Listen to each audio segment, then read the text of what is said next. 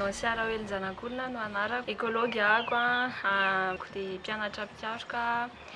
manomana ny diplôma doctorat ao amin'ny Université an'Antananarivo aho amin'ny sapapampianarana siansa momba ny biby.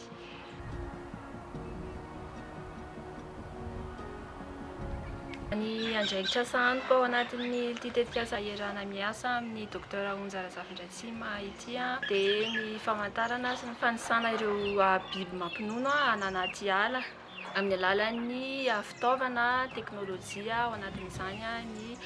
caméra traps sy ny fampiasana ny drone. Ny caméra traps moa zany dia fitaovana anankiray afaka maka sary sy horonan-tsary dia apetraka any anaty ala ka izay biby mandalo eo amin'iny caméra iny dia azo sary na vidéo daholo.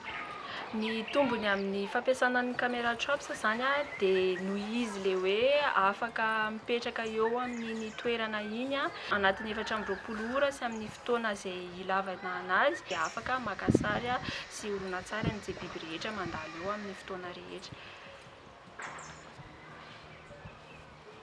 Ny fomba nametrahany an'ilay caméra traps tany anaty ala zany dia manaraka an'ilay transect refy 300 metatra hatramin'ny 500 metatra eo dia caméra traps anankiroa isaky ny 570 metatra no napetraka, izany hoe ny voalohany apetraka aty ambany eo amin'ny 50 cm miala ny tany eo mba hoe ahafahana hoe mijery an'ireo biby mandady mandeha amin'ny tany, dia ny anankiray apetraka eny ambony hazo eo amin'ny 10 hatramin'ny 12 metatra zany mba hoe ahafahana mijery ireo biby mpihanin-kazo. Isaky ny tapa-bolana izay no mandeha manolo ny bateria le caméra traps sy maka ny données izay azo ao anatin'ilay carte ao anatin'iny caméra traps iny. Tamin'ity tetikasa ity moa zany no nandraisako sy nampiasako hoe drone voalohany izany teo amin'ny fiainana dia tena entany pobe tamin'ny voalohany vao nahita an'ilay izy aloha zany hoe ity le drone hiasana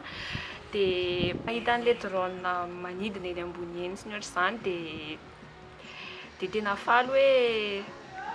hoe za ve no afaka mipiloty zavatra kely ohatran'ity eny ambony eny. Ny tombony azonay mpianatra tanatin'ity tetikasa ity dia ny tomby aloha zany ny traikefa tao anatin'ny izay herintaona mahery ny arahana ny asa izay, dia eo ihany koa ny fanamafisana ny fiara-miasa tamin'ireo vondron'olona fotony izay tena hoe zava-dehibe raha ohatra ka hoe miresaka manokana momba ny asa fikarohana sy asa fiarovana ny atialantsika.